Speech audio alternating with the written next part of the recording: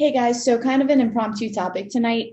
We don't have Jeremy on with us, so we decided to switch gears for this week. And coincidentally, I had an interesting Instagram post that got really good feedback. So I kind of wanted to touch on that a little bit more tonight. The premise of the post was basically that coaches need accountability too. We're all human, right? We all deal with the same emotions, the same stresses, even though they might be relative, for one person over another. Everybody handles stress, everybody feels stress.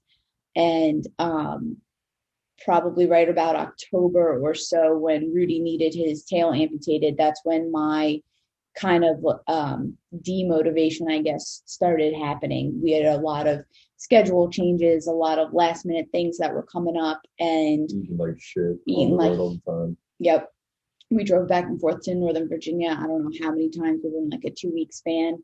Um, it was pretty tough. And so like as we all know, it happens to all of us and everybody gets affected by this. And I think the one thing that people misconstrue a little bit is is that coaches, have this endless motor and this endless, gear to always want to train and train hard. And that's far from the case. I know for myself, the last thing that I want to think about is having to put my own workout together. I know it's a common thing amongst coaches. Um, but to that end, it's important that you recognize the disconnect or the detachment from your training. And, in Nicole's case back in October, and, again, for anybody, when you hit those high stress periods, it's important to recognize and be okay with the fact that, hey, a lot of shit's going on right now. So I need to pump the brakes or dial back on my training. Yep. Because if it becomes this all or nothing battle of I would have to do everything to the best of my ability every single time, every single day throughout the week, or I'm not going to do anything at all, you're going to always lose that battle, right? And so I know for both of us, we tend to have those, hot and cold phases, and then it just creates even longer stretches of, kind of mediocre half-ass training. Kind of like minor excuses like, oh, my hips kind of bugging me a little bit, so I could probably push through, turned into like, oh, my hips kind of bugging me, so I'm just not going to do anything, screw that. And it became a pattern, and it was over and over and over again. And when I would try to kind of change it and reverse it, you guys, I'm sure, have experienced this too. You go into the gym and you're like, all right, today's going to be the day. Monday, it's always right, it's always Monday. Next week the diet starts and shit like that.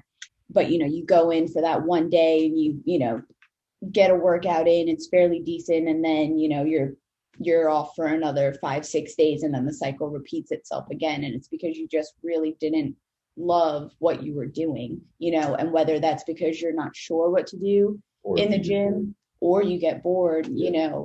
Those are all very real factors that everybody deals with in training. And so, not to cut you off, but I think where you rely on the accountability factor, I look to the auto regulation factor. And Mhm. so, obviously, it's some combination of both. But like for Nicole, she needs some kind of a written pre-planned guide Mhm. to go off of. She'll never just really be fluent with going off of the cuff for her Hate own it. training. Hate it. Um, Mhm. so for me, my big things are finding ways to moderate the training or auto regulate, um, so that you don't have to look at it as if I can or can't. It's now becomes the question of what can I do or how much can I do today. So you get more comfortable with fluctuating based on how you're feeling, how you're sleeping, what your stress is like, extraneous or conflicting events that are going on in life. And, for when shit hits the fan too, and it's just a really crazy time for you, you need to have structure and strategy in place ahead of time so that you know how to modulate or to, kind of regress your training appropriately to counterbalance what's going on. This way you maintain the consistency and you maintain the habit or the practice of, at least nothing less than 30 minutes a day of doing something, right? And then that way you can maintain the consistency. And then once the time comes back around, you can get back to training when conditions are more optimal as you normally do. Yeah, I mean that's one way to do it with auto regulation. But for you, your schedule is it's jam packed, but you know that you're going to be at work from this time to Yep. this time, and my schedule is not like that. Yep. My Huge clients advantage. change and rearrange and need to need to reschedule. But what I was also allowing that to do was cut into my longer breaks of time where I was supposed to be working out and taking care of myself, and instead I was letting somebody cut into that 2 hour chunk of time. And so now I only have a 1 hour break and then a random 1 hour break. And then, well, what's the point of even doing anything? Because by the time I've warmed up, I got to go back to work again. And so for me, it was finding a way to create more of that structure and literally block out in my planner those times when I was going to lift as if I were training a client. So that way it became non-negotiable and I was giving myself an opportunity to take care of myself and do what I needed to do. Life gets hectic. We all have crazy schedules. You know, if you've got kids and they're either, you know, 1 minute they're virtual learning, the next they're back in school, and then they've got sports and things like that. Like there's always things that are going to come up that are going to change and affect the schedule.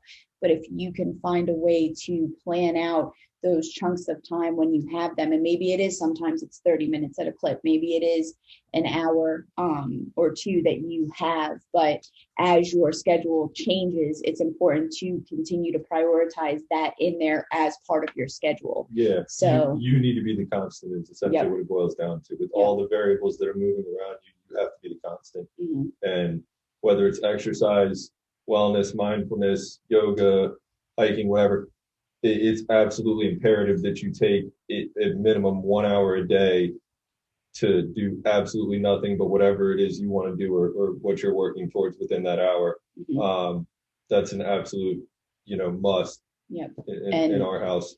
and for those that, you know, I struggled for a long time with feeling guilty about that, about allowing myself to have that time. And it does not end well when I don't have it. My anxiety ramps up pretty high and it starts to bleed into everything else. It bleeds into home, it bleeds into work, even though I try to, you know, pretend like it doesn't. Unfortunately, it does. But you have to work to kind of mitigate some of that guilt. So, you know, maybe some days you can train for an hour, maybe some days you only get 30 minutes, but that's okay. You can create your workouts to be structured around how much time Yeah. you have. It doesn't have to be all or nothing. And you have to be objective and realistic with yourself. Mm-hmm. So when the schedules ramp up or when stress is high, you have to manage the expectations on the training side. Mm-hmm. Just see it as you're still, again, retaining that habit and practice of just continuing to do something, but dialing back on the intensity so that you don't have such big fluctuations between, when you're actually training. Yeah. And I think, Nicole hit on another key point of this, and we'll kind of, tie this together with some of the big keys here. But being so adamant about planning ahead and being proactive and blocking out time physically in her planner, which she, is religious too. Mm-hmm. So, for the sake of both visual stimulation and then also, your doubling down on the commitment in yourself, block the time out, make it a absolute priority throughout the course of the week.